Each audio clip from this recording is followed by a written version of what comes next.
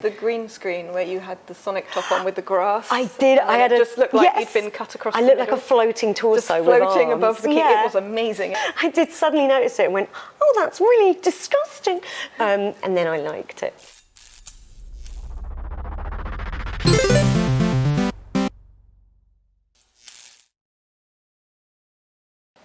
Hello and welcome to Gaming Talk with Antstream. Today I have with me singer, comedian and wonderful, brightly coloured human being, Sooz Kempner. Oh, thanks so much for having me. Your new comedy show actually involves your love of gaming. Yes. PlayStation. I like it. Thanks. It's the third in a trilogy of video game-based stand-up hours that I've been doing. They're all about just very specific to me growing up in the 90s. The first one was called Supersonic 90s Kid. Guess what that was about? I like it. The second one was about Mega Drive, and it was about ambition and whether it's misplaced, and the Sega Mega Drive. And this one's about PlayStation, because PlayStation was the first grown-up console. Yeah, and I had got like one. Polygons and people Absolutely, were like 3D yeah. and very realistic graphics. very realistic. We've all seen a perfectly cube tiger before. So, and that's about me feeling like such a grown-up when I got one, but not feeling like a grown-up now. And what is growing up? That's and a also Lara Croft. complicated question. I'll answer that when I get there. Yeah, that's kind of my conclusion in the show. Yeah. There we go. Spoiler alert. Spoilers. So obviously, if you are incorporating gaming into your stand-up routines and things, I'm assuming, wild guess, that you have been a gamer for a while. Yes, yeah, well, we got a Master System when I was 7, so that's 30 years. Good which makes no sense because I'm 17. But we had a Master System, and then we had a second-hand Mega Drive a few years later. I remember me and my brother pooled our money so that we could buy one out of the... Look at that. Bringing kids together. That's it. We had to get one out of the local paper, and my mum was like, you're not allowed to fight over it. And we did really well, actually. I like that. Saving together. Look at that. That's it. Gaming, bringing people together. My first console was a Mega Drive. First thing I ever saved up for with my own money. So I can relate to this kind of story. It's such an adult thing, isn't it, to buy it was just a substantial so important to have. It had lots of colours. Yeah. 16 whole bits, had no idea what that meant, but it was twice as many as the thing I had before. Exactly. So I was like, that's got to be like absolute cutting edge. Said tech. on the box, like realistic arcade graphics, which again I didn't really understand. Like, yeah, well, games are games, but you play them now, and you look back and you go, oh yeah, that must have been the first time people had graphics that were comparable to what they would play down the arcade in their actual house. Yeah, blast processing. Yeah, what was blast processing? It was nothing. It was absolutely nothing. It was, and we didn't get the blast processing adverts, which upsets me because I like the idea that I could have been going around the playground going, "You've just got a SNES. I've got blast processing. You with your Mode 7.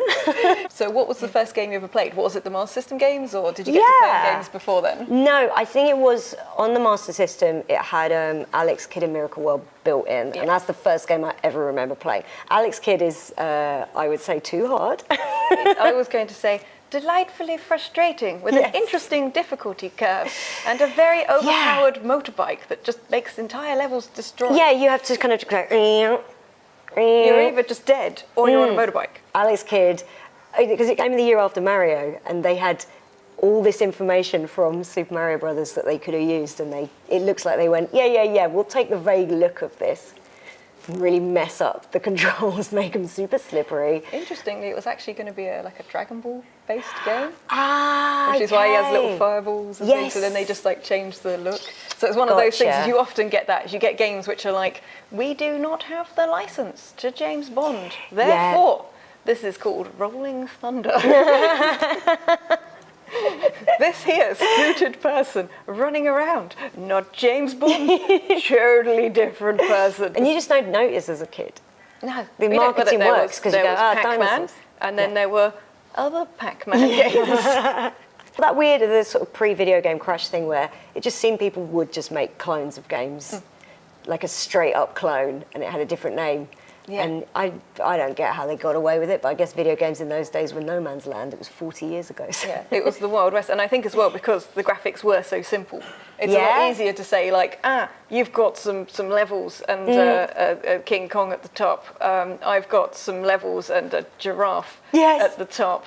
I mean, one of my favourite games is Lamatron. Have you ever played Lamatron? No. It's Jeff Minter's inspired homage to Robotron. Okay, right. And it's, well, I mean, both games are just, you are small thing, there are many things. Yeah. But in Lamatron, there's llamas, there's telephones, there's umbrellas. Sweet, this shows imagination. Like. it does. Well, it just, all of Jeff Minter's games, I love it. Any game that's called Revenge of the Mutant Camels.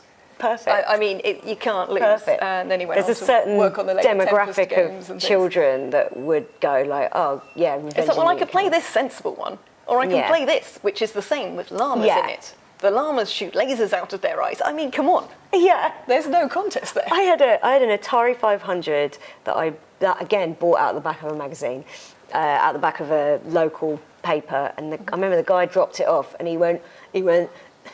I was 13. He went, there's tons of effing games. I don't know if they're really good. And I just went through like 200 ripped floppy disks. One of them had Chuck Rock 2 on it, which I know was also on Mega Drive, but I'd never played it. And it's only years later that I realised what was going on. So the loading screens had like a chicken and an egg jumping across the screen, and then incredibly lewd line of text underneath, which I won't repeat here. Actually, I can. It just said, "I'm Dave of Kids Blow," and then the next loading screen would be the same animation of the chicken with the egg, but like loads of swearing. And as a 13-year-old, I thought it was the coolest thing I'd ever seen. I told the guys I was friends with at school, and they just didn't believe me. And one by one, they'd come round after school, and I'd show them, going, "Look at my..." But I didn't realise that it was just some dodgy rip someone had made of the game, and they'd added a line of text. At some point, until I was an adult, someone explained it to me. I went, so that wasn't part of this clearly child's game. But there are lots of things you just don't realise as a kid, like as well as the humour that goes over the top of your head and just like flies out the window down the road, and everyone is very grateful for that.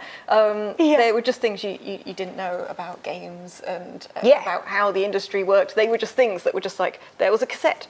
The cassette goes in there. Mm-hmm. There's half an hour of noises. Yes. And then maybe there's a game. Yeah. Maybe if you're lucky. And maybe you have to put the cassette in again. Yeah. I'd say it taught me patience and helped me, and no, it didn't.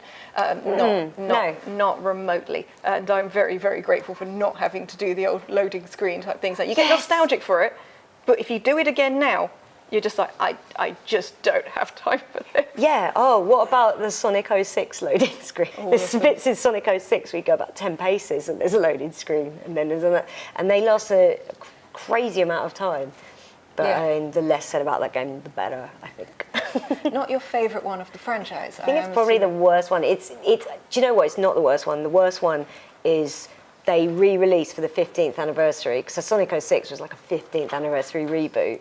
But they re-released the first game on Game Boy, I want to say Game Boy Advance in 2006, and the port was appalling. And it's sort of notoriously appalling. So that's probably the worst one, because they had no excuse. Sometimes I love the bad games, though. I find myself more and more, it's like I have, especially if I'm streaming on Antstream, I have the choice of like so many good games. Mm-hmm. There's amazing games on there. There's so many good games. It's like I could be playing Bubble Bobble. I could be playing Elevator Action Returns. I could be playing many classic games. And I'll be there like, do you know what I want to play? This terrible text adventure. Right. Endless games of Burger Time, which I hate. And I don't know what it is, but I have a massive nostalgia for things that are kind of like the worst games, the silliest, most ridiculous games. I think because you just look at them now and you're like, no one would make a game now about space llamas. Right. It just wouldn't happen. It would have to go through too many levels. Some sensible person would say in no. In terms of business, it would have to go through too many stages of development with people going, no, absolutely not. It's like TV in the 80s. There was suddenly more channels in the 80s and 90s.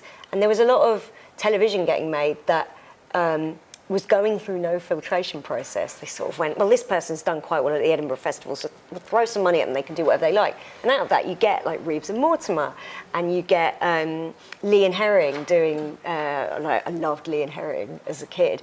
They've said like nobody was checking what they were doing on a Sunday morning. Yeah, the young ones, I think, comes under that as well. Yes, They pretended it was a variety show. Yeah. And I think when you had that sort of smaller, sort of little independent type almost things that were just going out to bigger channels, and it was the same with games. You literally you wrote the code in your bedroom, you sort of waved it under somebody's nose, and they might release it, and they may play it before they released it, or they might not.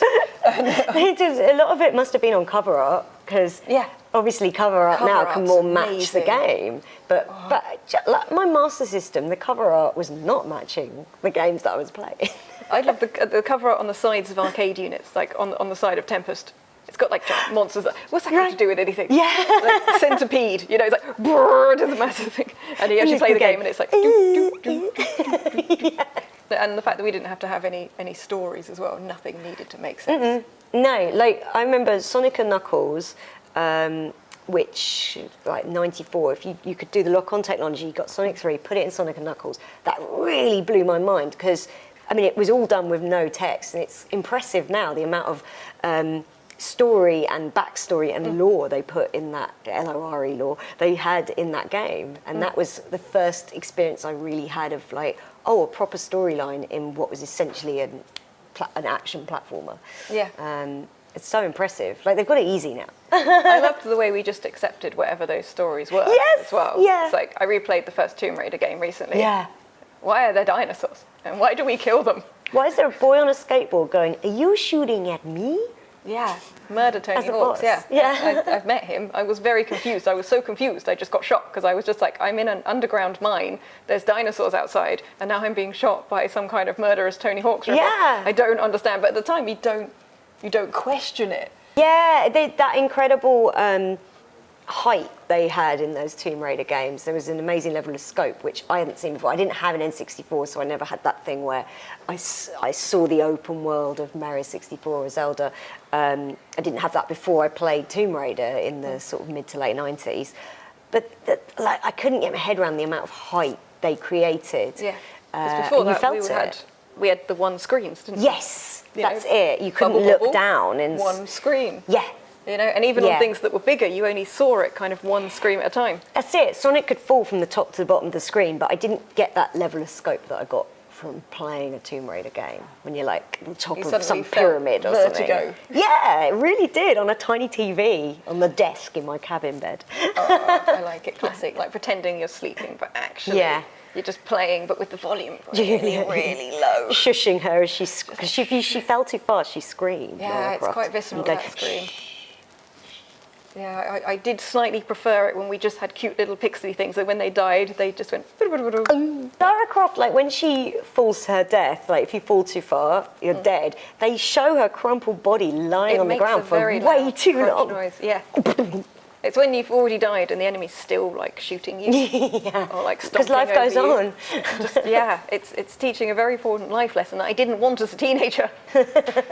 I kind of had to stop playing video games in about 2000, and by that I mean I didn't play new releases after that, because playing Tomb Raider, I just got lost constantly. I've got no sense of direction, so I was really bad at it. I spent an inordinate amount of time in her house.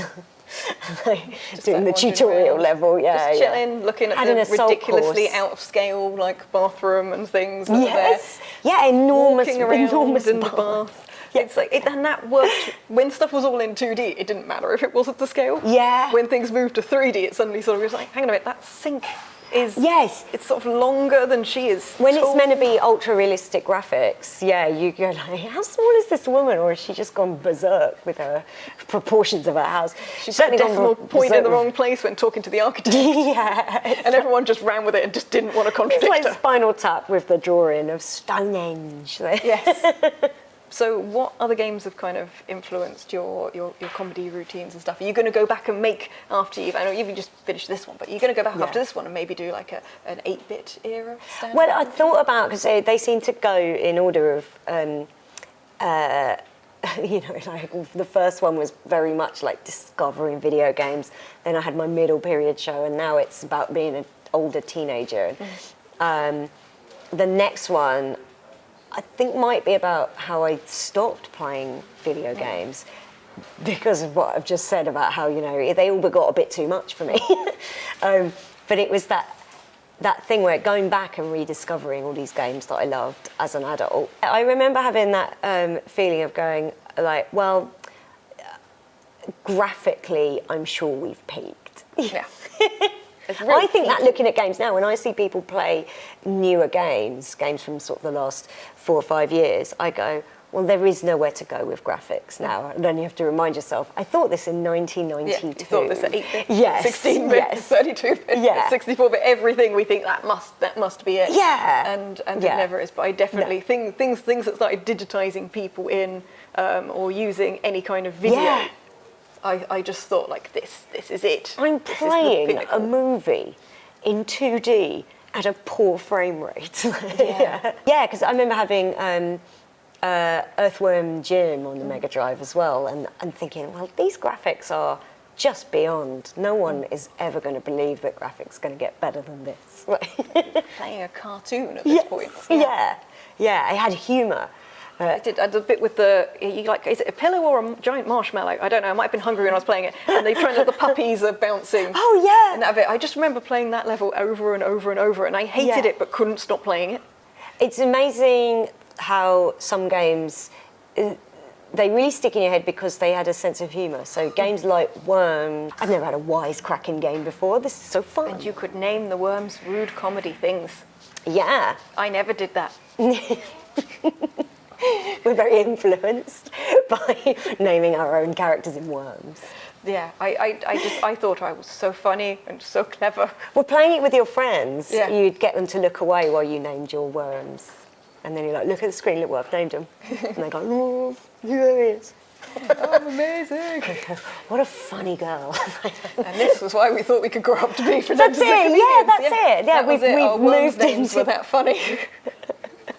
God, if I can be this funny playing Worms. Entire career was Imagine how just funny from I'd that. be with a microphone and a notebook. Exactly. If I could do that with one name, imagine what I could do with a whole sentence. Exactly.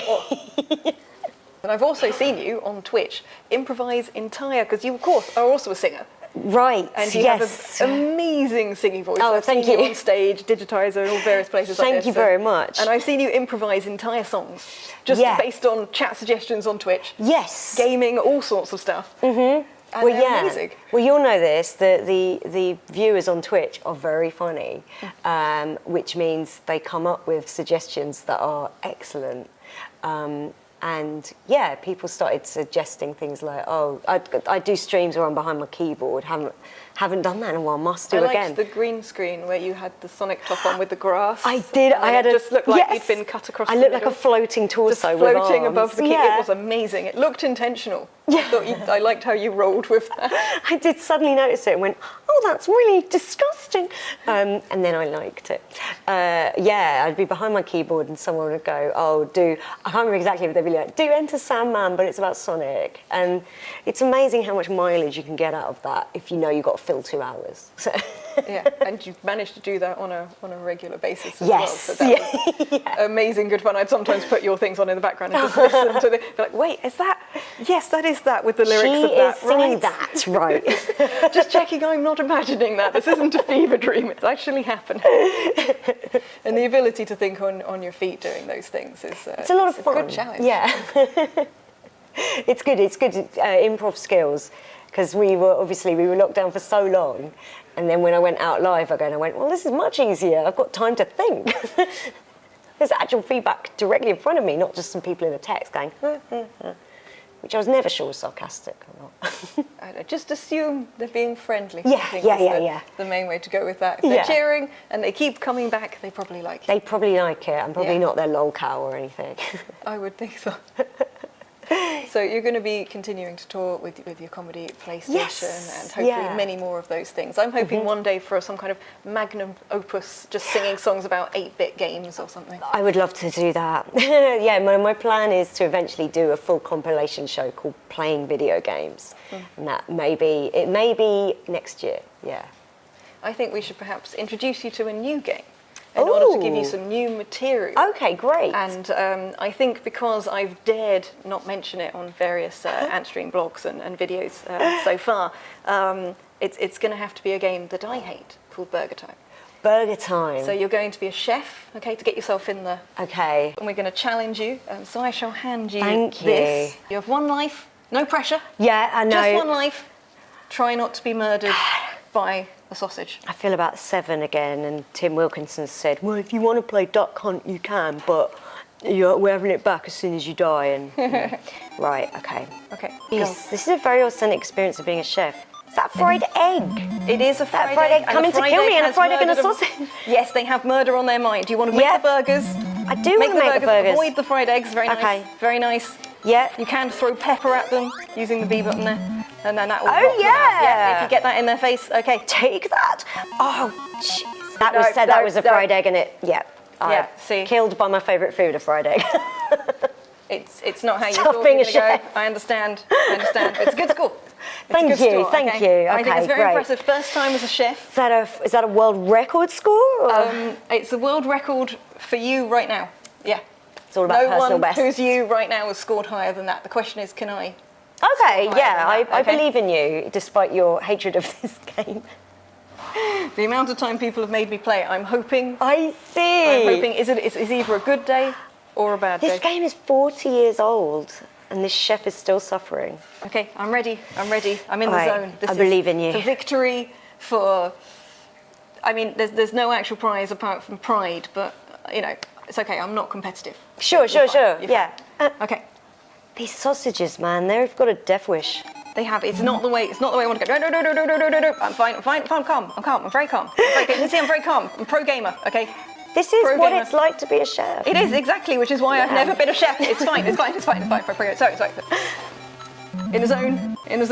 Don't want to be killed by a sausage. That's not the way I want to go. That's not what I want on my tombstone. No. It's following me. No. Oh, so obviously, I absolutely smashed that level. The burgers got made. The customers are very happy. Yeah, everything. You didn't die in vain. No. Everything was fine. Yeah. Completely fine. But thankfully, I have managed to just take the lead, which is good because I would have died of embarrassment otherwise. I would be very embarrassed for you if you hadn't beaten me. The invisible prize is mine. Okay, fine. So I'm sorry to take that from you. I understand. Fine. It is very, very, very painful, a loss. Yeah, it's sad to be killed by a fried egg. I don't think I'll look at them the same way during breakfast again. But I'll know that I did my little best. You'll cope with the loss. It's very good. I'm proud. Yeah. And hopefully this will give you some nice new material for your next show. Certainly. Or just terrifying dreams about being murdered by your full English breakfast. Either is fine, because it's always nice to wake up from a nightmare. I like that. That's what most people say after meeting me. So, if people want to find you online, where can they find you? Oh, head to twitter.com/SoozUK, SOOZ UK, for everything that I'm up to. You'll see it there. You can also see me stream at twitch.tv/Sooz Kempner. And find out about all the live shows, which in future may include a beautiful opera in honour of Burger Time. Burger Time. Take care.